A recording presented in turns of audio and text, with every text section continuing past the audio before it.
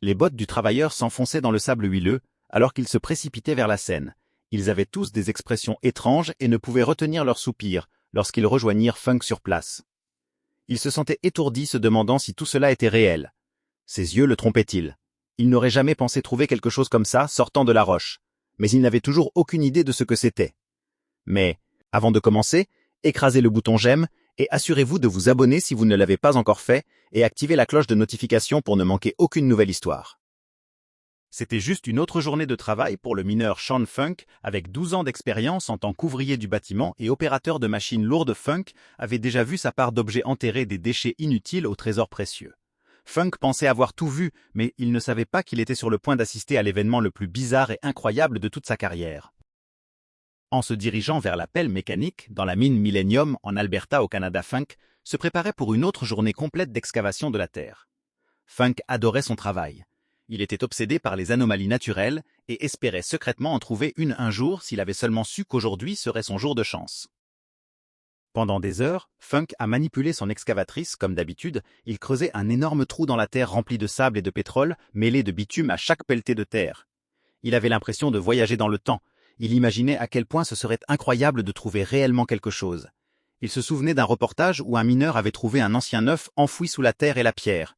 Il regarda sa fosse remplie de sable humide et de pierres, et rit. Rien que du sable. Du pétrole et des pierres, pensait-il. Il continua à creuser, mais juste au moment où il s'attendait à ce que la terre avale un autre morceau de sol ancien, il entendit un grand craquement.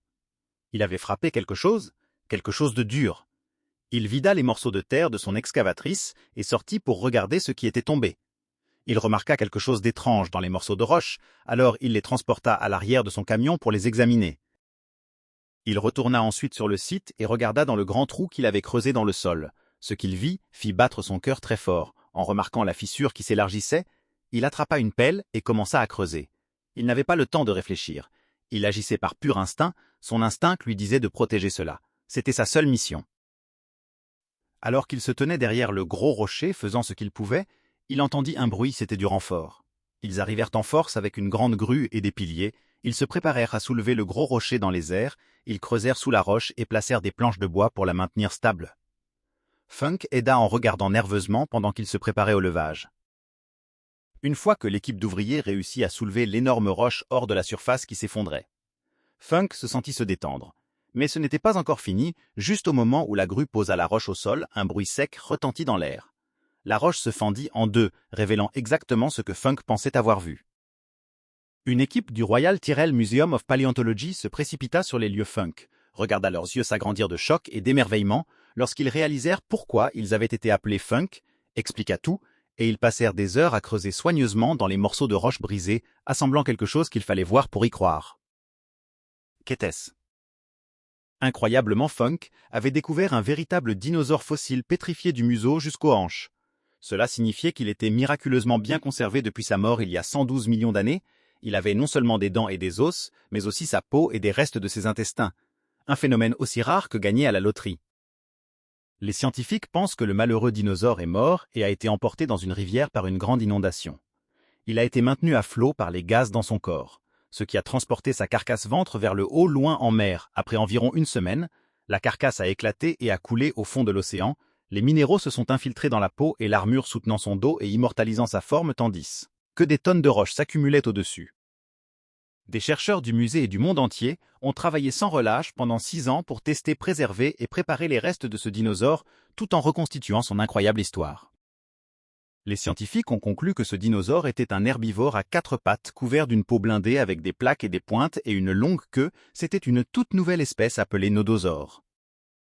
Dans son état pétrifié, le nodosaure pesait environ 2500 livres, ce qui donne aux scientifiques une idée raisonnable de son poids. Lorsqu'il était vivant, ils estiment qu'il pesait environ 3000 livres.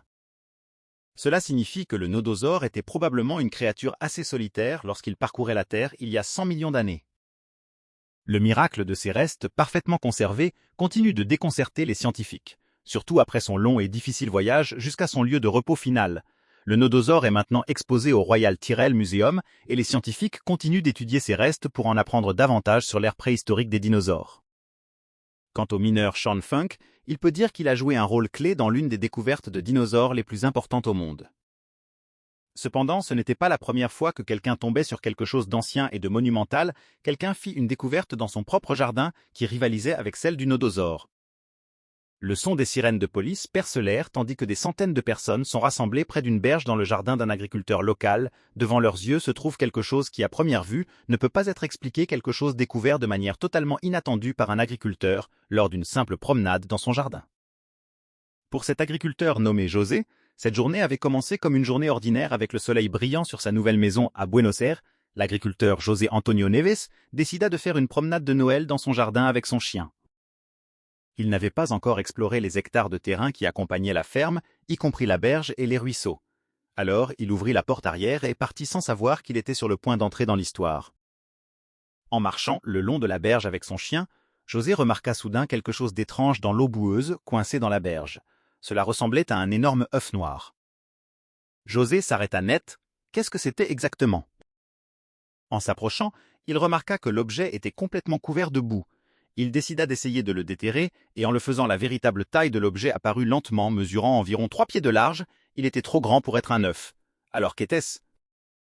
Après 15 minutes à creuser, José appela sa femme pour obtenir de l'aide et lui dit qu'il avait trouvé un énorme œuf noir qui ressemblait à un œuf de dinosaure.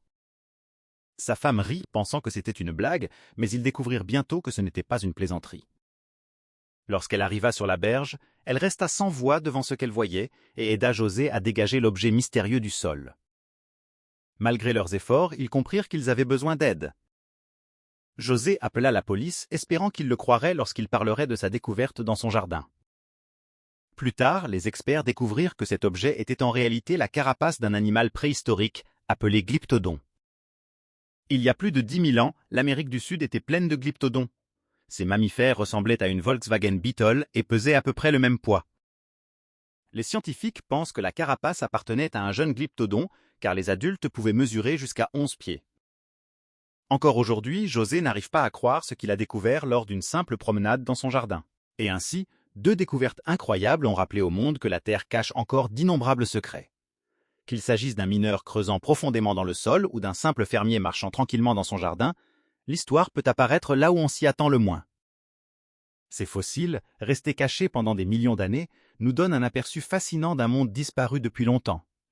Chaque découverte aide les scientifiques à comprendre un peu mieux les créatures extraordinaires qui parcouraient autrefois notre planète.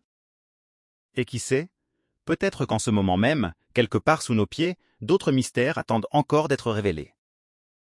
Alors, la prochaine fois que vous marcherez dans la nature, souvenez-vous que la terre sous vos pas pourrait cacher une histoire vieille de millions d'années.